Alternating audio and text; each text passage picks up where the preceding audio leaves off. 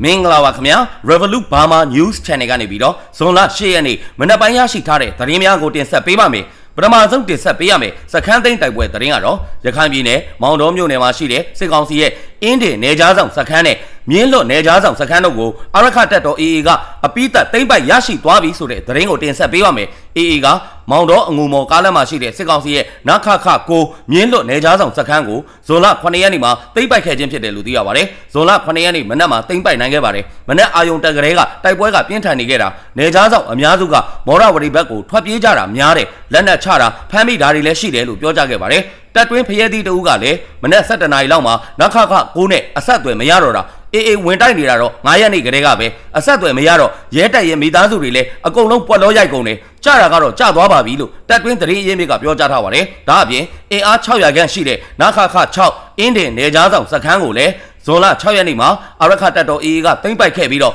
ဇွန်လ9ရက်နေ့မှာနခခ9မြင်းလွတ်နယ်ကြားဆောင်စခန်းကိုသိမ်းပိုက်နိုင်ခဲ့ခြင်းဖြစ်တယ်လို့သိရပါတယ်အဲ့ဒီစခန်းတစ်ခုကိုပြီးခဲ့တဲ့ရက်ပိုင်းကဇွန်လ9ရက်နေ့ကလေးက AA ကထိုးစစ်ဆင်တိုက်ခိုက်ခဲ့ပြီးတော့2ရက်အတွင်းမှာစခန်းနှစ်ခုကိုသိမ်းပိုက်နိုင်ခဲ့ခြင်းဖြစ်တယ်လို့သိရပါတယ်စခန်းသိမ်းပြီးတဲ့နောက်မှာစစ်ကောင်စီတပ်ဖွဲ့ဝင်တချို့တေဆုံးမှုများရှိသလိုတချို့ဟာလက်ရဖမ်းဆီးခံရပြီးတော့တချို့ဟာလည်းနခခ4မောရဝတီစခန်းကိုတွားရောက်ပူးပေါင်းခဲ့ကြတယ်လို့သိရပါတယ်စစ်ကောင်စီကလက်ရှိမှာမောင်တော်မြို့အတွင်းမှာရှိတဲ့ဒေသခံများကိုစစ်ဆောင်ခွင့်မပေးပဲမြို့အတွင်းလမ်းများကိုပိတ်ထားပြီးတော့ဒေသခံများကိုတစားကန်လုတ်ပြီးတော့ပိတ်ဆို့ထားတယ်လို့သိရပါတယ်မောင်တော်မှာရှိတဲ့စစ်ကောင်စီရဲ့နယ်ကြားဆောင်စခန်းများနဲ့ဗျူဟာများကို AA ကသိမ်းပိုက်ထားရာလက်ရှိမှာမောင်တော်မှာနခခ4မောရဝတီအလဲတန်းကျော်နယ်မြေစခန်း4မိုင်နခခ2နခခ5မြို့ကြီးစခန်းတို့သာကြန့်ရှိတော့ကြောင်းသတင်းရရှိပါတယ်ခင်ဗျာနောက်ထပ်တင်ဆက်ပေးရမယ်သတင်းကတော့ပဲခူးတိုင်းလက်ပံမြို့နယ်မှာစစ်သားတွေစုဆောင်းပေးနေတဲ့မင်းရရက်ကွက်ရုံးကိုဝင်ရောက်ပစ်ခတ်ရ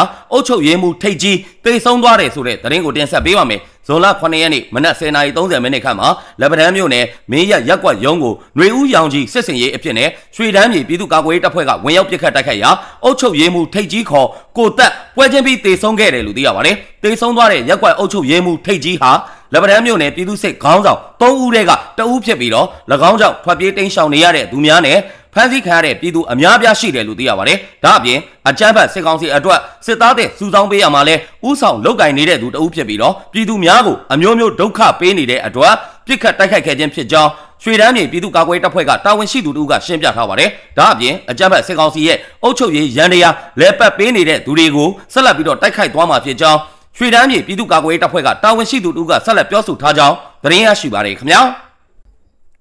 အခုလိုမျိုး update ဖြစ်နေတဲ့သတင်းများကိုတင်ဆက်ပေးနေတဲ့ကျွန်တော်ရဲ့ channel က warning ထိထားတဲ့အတွက်နေ့စဉ်သတင်းများကိုကျွန်တော်ရဲ့ channel အသစ်ဖြစ်တဲ့ Revolut Burma News Channel မှာဆက်လက်ပြီးတော့တင်ဆက်ပေးသွားပါမယ်ခင်ဗျာမြေပြင်ရဲဘော်တွေနဲ့စစ်ပေးဆောင်ပြည်သူများကိုကူညီပေးနေတဲ့ channel ဖြစ်တဲ့အတွက်လူကြီးမင်းတို့အနေနဲ့အလူငွေထည့်เสียရမလို့ပဲ subscribe လေးတစ်ချက်နှိပ်ပေးရုံနဲ့ကူညီပေးကြဖို့ကိုမြတ်တာရက်ခံတောင်းဆိုလိုက်ပါရစေခင်ဗျာအားလုံးကိုအထူးပဲကျေးဇူးတင်ရှိပါတယ်ဆက်လက်ပြီးတင်ဆက်ပေးရမယ်သတင်းကတော့တနင်္သာရီတိုင်းတနင်္သာရီမြို့နယ်ညောင်ပင်ရွာအခြေစိုက်အကြမ်းဖက်စစ်ကောင်စီရဲ့ခမရ961တပ်ရင်းကတပ်သားတအူအထက်အရာရှိများရဲ့ဖိနှိပ်ညှဉ်းပန်းနှိပ်စက်မှုများကြောင့်ကိုတနက်နဲ့ပြစ်ခတ်ပြီးတော့အဆုံးစီရင်သွားတယ်ဆိုတဲ့သတင်းကိုတင်ဆက်ပေးပါမယ်ဇွန်လ9ရက်နေ့မနက်အစောပိုင်းတနာရီခန့်ကတနင်္သာရီမြို့နယ်ညောင်ပင်ကွင်းရွာအခြေစိုက်အကြမ်းဖက်စစ်ကောင်စီရဲ့ခမရ961တပ်ရင်းကညောင်ပင်ကွင်းတရားစစ်ဆေးဂိတ်မှာတာဝန်ကျနေတဲ့သူတပ်သားဆိုင်းကိုဟာ၎င်းရဲ့အထက်အရာရှိများရဲ့ဖိနှိပ်ညှဉ်းပန်းနှိပ်စက်မှုများကိုမခံနိုင်တော့တဲ့အတွက်ကိုတနက်နဲ့ကိုပြစ်ခတ်ကအဆုံးစီရင်သွားခြင်းဖြစ်တယ်လို့သိရပါတယ်။အကြမ်းဖက်စစ်ကောင်စီရဲ့ခမရ961တပ်ရင်းကတပ်တွင်းအရာရှိများဟာလက်အောက်ငယ်သားများအပေါ်ညှဉ်းပန်းနှိပ်စက်မှုများတစ်နေ့ထက်တစ်နေ့ပိုမိုဆိုးဝါးလာပြီးတော့ထွက်ပြေးကြသူများလည်းရှိတယ်လို့သိရပါတယ်။ပြီးခဲ့တဲ့ဖေဖော်ဝါရီလ22ရက်နေ့ကလည်းအဲ့ဒီညောင်ပင်ကွင်းရွာအခြေစိုက်ခမရ961တပ်ရင်းလက်အောက်ခံညောင်ပင်ကွင်းတရားစစ်ဆေးရေးဂိတ်ကပြည်သူစစ်တအူးဟာ AK တနက်တစ်လက်ကြီးပေါင်း2ခုG 118တောင်းတို့ကိုယူဆောင်လာပြီးတော့ဘိတ်ခေယပြည်သူ့ကာကွယ်ရေးတပ်မတော်တပ်ရင်း2ထံမှာအလင်းဝင်ရောက်ခဲ့ကြောင်းသတင်းရရှိပါတယ်ခင်ဗျာနောက်ထပ်တင်ဆက်ပေးရမယ့်တိုက်ပွဲသတင်းကတော့စကိုင်းတိုင်းဘူးတလင်မြို့နယ်မှာစစ်ကြောင်းထိုးမီးရှို့နေတဲ့အကြမ်းဖက်စစ်ကောင်စီတပ်သားများကိုတိုက်ခိုက်ရာစစ်ကောင်စီဘက်က9ဦးသေဆုံးခဲ့တယ်ဆိုတဲ့သတင်းကိုတင်ဆက်ပေးပါမယ်ဇွန်လ6ရက်နေ့မနက်3နာရီခန့်ကအင်အား40ခန့်နဲ့ဘူးတလင်မြို့ပေါ်ကနေပြီးတော့မြောက်ဘက်ကိုထွက်လာတဲ့အကြမ်းဖက်စစ်ကောင်စီတပ်သားများဟာမနက်9:30မိနစ်အချိန်မှာဖုန်ကြီးလမ်းခွဲကိုအရောက် အဲ့ဒီနေရာမှာရှိတဲ့ဇရက်နဲ့ဈေးဆိုင်ကိုမီးရှို့ဖျက်ဆီးသွားခဲ့တယ်လို့သိရပါတယ်အဲ့ဒီနောက်မှာတော့ဘူးတလင်မြို့ဘက်ကိုမြို့တစ်ချောင်းဖောက်လန်းကနေပြီးတော့ကွေ့ပတ်ပြီးပြန်လည်ထွက်ခွာလာရာမနက်9 နာရီခွဲခန့်အချိန်မှာနှော်ရင်ကျေးရွာအနောက်ဘက်အရောက်ပြည်သူ့ကာကွယ်တပ်ဖွဲ့များကကြားဖြတ်တိုက်ခိုက်ခဲ့တယ်လို့သိရပါတယ်အခုလိုတိုက်ခိုက်မှုအတွင်းမှာအကြမ်းဖက်စစ်ကောင်စီတပ်သား9ဦးသေဆုံးက10ဦးခန့်ထိခိုက်ဒဏ်ရာရရှိခဲ့ပြီးတော့အကြမ်းဖက်စစ်ကောင်စီက40မမနဲ့ပြန်လည်ပစ်ခတ်ခဲ့တဲ့အတွက်ဘူးတလင်မြို့နယ်ပကဖကရဲဘော်2ဦးကြာဆုံးပြီးဘူးတလင်မိုဘိုင်းတင်းကရဲဘော်2ဦးမစိုးရိမ်ရထိခိုက်ဒဏ်ရာရရှိခဲ့တယ်လို့သိရပါတယ်၎င်းတိုက်ခိုက်မှုကိုဘူးတလင်မိုဘိုင်းတင်း BMD ဒီပဲရင် local mobile team DLMT မုံရွာခရိုင်အမှတ်20တရင် BOB Battalion of ဘူးတလင်မြို့နယ်ပကဖနဲ့မဟာမိတ် PDF တို့ကပူးပေါင်းတိုက်ခိုက်ခဲ့တယ်လို့သိရပါတယ်ဘူးတလင်မြို့အထကကျောင်းထွေအုပ်ရုံးနဲ့ရဲစခန်းတွေမှာအထိုင်ချတပ်ဆွဲထားတဲ့အကြမ်းဖက်စစ်ကောင်စီတပ်သားများဟာ2ရက်3ရက်ခြားတစ်ကြိမ်မြို့အနီးဝန်းကျင်မှာရှိတဲ့ကျေးရွာများကိုစစ်ကြောင်းထိုးဝေရောက်စီးနှင်းကပြည်သူပိုင်းနေအိမ်များကိုမိရှို့ဖျက်ဆီးခြင်းဖမ်းဆီးတပ်ဖြတ်ခြင်းများကိုလှုံ့ဆော်လျက်ရှိတယ်လို့သိရပါတယ်ဘူးတလင် Mobile Team BMT တပ်ဖွဲ့မှာကြီးကအုတ်ထုတ်ယူနီဖောင်းများလိုအပ်လျက်ရှိပြီးတော့မိဘပြည်သူများအနေနဲ့ဝိုင်းဝန်းဆက်သွယ်လှူဒန်းပေးကြပါရန်မြစ်တာရက်ခံထားကြောင်းသတင်းရရှိပါတယ်ခင်ဗျာ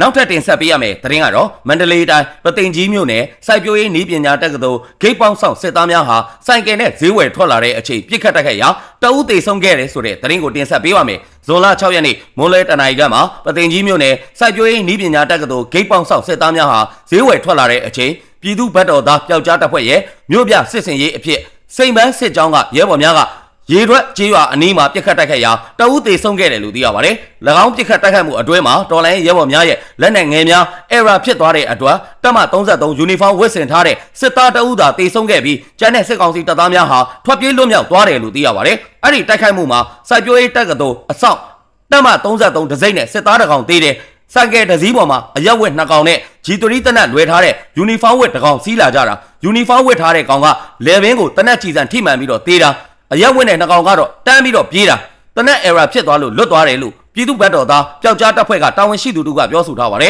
သေဆုံးသွားတယ်အကြမ်းဖက်စစ်ကောင်စီတပ်သားတအုပ်ကိုင်ဆောင်ထားတဲ့တနက်ကိုတော်လိုင်းရဲဘော်များကကောက်ယူရန်စူးစမ်းခဲ့တော့လေပတ်ကင်းကားများရောက်ရှိလာတဲ့အတွက်ပစ္စည်းတချို့သာတင်းစီရမိပြီးတော့ပြန်လည်ဆုတ်ခွာခဲ့ရတယ်လို့သိရပါတယ်လက်ရှိအချိန်မှာအကြမ်းဖက်စစ်ကောင်စီတပ်ဖွဲ့ဝင်များနဲ့၎င်းတို့ရဲ့တောက်တိုင်များအနေနဲ့မြည်သည့်နေရာမှာမဆိုမလုံခြုံတော့တာကိုခံစားနေကြရပြီးပြည်သူ့ဘက်ကိုခိုလုံကြဖို့ကိုတိုက်တွန်းလိုကြောင်းပြောဆိုခဲ့ပါတယ်။မြို့ပြစစ်စင်ရေးကိုအရှိန်ဟုန်မြင့်တင်ပြီးတော့ဆောင်ရွက်သွားမှာဖြစ်တဲ့အတွက်ကြောင့်ပြည်သူများရဲ့ပံ့ပိုးကူညီမှုများကိုလိုအပ်နေပါတယ်လို့ပြည်သူ့ဘက်တော်သားပျောက်ကြားတပ်ဖွဲ့ကတာဝန်ရှိသူတို့ကဆက်လက်ပြောဆိုထားကြောင်းသတင်းရရှိပါရခင်ဗျာ။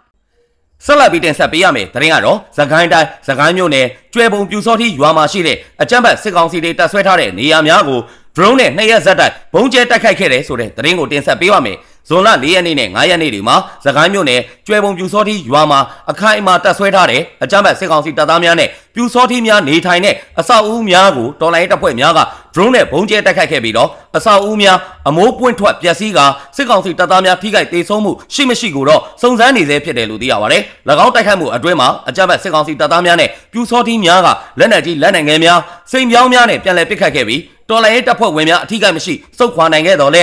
Phoenix စကိုင်းအဖွဲ့က Fixed Wing Drone တစ်စီးပျက်စီးဆုံးရှုံးခဲ့ရတယ်လို့သိရပါတယ်။၎င်းတိုက်ခိုက်မှုကို Phoenix စကိုင်း Royal Falcon Guerrilla Force, Unicorn Guerrilla Force, ကြောင်လက်တဲဝက်လက် GZP မန္တလေးစကိုင်းမြို့နယ်ပကဖစကိုင်းခရိုင်အမှတ်9တရင်အမှတ်2တရင်အမှတ်3တရင်နဲ့နယ်မြေကန်ပကဖများဒေသတွင်းတော်လိုင်းအဖွဲ့များကစုပေါင်းလှုပ်ဆောင်ခဲ့ခြင်းဖြစ်ကြောင်းသတင်းရရှိပါရခင်ဗျာ။ဆက်လက်ပြီးတင်ဆက်ပေးရမယ်သတင်းကတော့ KN အမျိုးသားလွတ်မြောက်ရေးတပ်မတော် KNL တပ်မဟာ6ထံကိုစစ်ကောင်စီဘက်ကဗိုလ်ကြီးတူဟာလက်နက်ခဲယမ်းများနဲ့အတူဇွန်လ9ရက်နေ့မှာအလင်းဝင်လာတဲ့ဆိုတဲ့သတင်းကိုတင်ဆက်ပေးပါမယ်မော့ကနေအခြေဆိုင်စကခ19လက်အောက်ခံခလာရ106ကအသက်35နှစ်ရှိတဲ့တပ်ထောက်ဗိုလ်ကြီးကျော်မြင့်လွင်ဟာ MA3 တလက်ကြီးပေါက်3ခုG 130တောင်း MA5 တက်လက်G ပေါက်တစ်ခု G 17တောင်းနဲ့အီနာကဘုံသီး၄လုံးလုံးနဲ့အလင်းဝင်လာခဲ့ခြင်းဖြစ်တယ်လို့သိရပါတယ်။လက်နက်ခဲယမ်းများနဲ့အတူအလင်းဝင်လာတဲ့တပ်ထောက်ဗိုလ်ကြီးကျော်မြင့်လွင်အား KNL တပ်မဟာ6ကထောက်ပံ့ငွေကျပ်380ကိုပေးအပ်ခဲ့တယ်လို့သိရပါတယ်။တပ်မဟာ6ထိန်းချုပ်နယ်မြေမှာရောက်ရှိနေတဲ့စစ်ကောင်စီတပ်ဖွဲ့ဝင်များဟာတပ်မအလိုက်ဖွဲ့စည်းပုံပြတ်သွားခဲ့ပြီးတော့လူအင်အားလက်နက်အင်အားများညော်နေလာတဲ့အပြင်စိတ်ဓာတ်ရေးရာအရာလဲကြာဆင်းလာတဲ့အတွက်အထက်အမိန့်ကိုဖီဆန်ပြီးတော့ KNU ထံကိုအလင်းဝင်လာကြခြင်းဖြစ်ကြောင်းသတင်းရရှိပါရခင်ဗျာအခုလိုမျိုးမြန်မာတနိုင်ငံလုံးမှာဖြစ်ပွားနေတဲ့စီးရေးသတင်းနိုင်ငံရေးသတင်းများကိုအချိန်ပေးပြီးတော့နားဆင်ပေးတဲ့အတွက်